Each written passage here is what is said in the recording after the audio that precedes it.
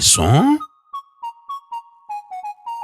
ọmọ Akesan Bale Oja, ara ojú ọ̀nà níbi owó gbé so. Ogun òjàjàjà àkókò wọn nípẹ̀rú, ogun òjàjàjà àkókò wọn l'Akesan. Ọmọ oníbodè mẹ́ta àfàjòjìṣọ́, ogun àjòjì ò lè gbóná títí kó jà wọ́n nípẹ̀rú. Èyí tó jà lọ́jọ́ kìíní àná, ẹbọ ni wọ́n fi rú nílé bàbá tó bí ọlọ́mọ. Ọmọ Akesan Bale Oja,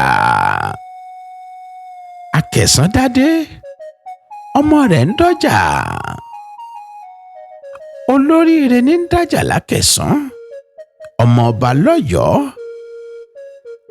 Akesan orí Mádégún, ají ṣe bí Akesan láàrí.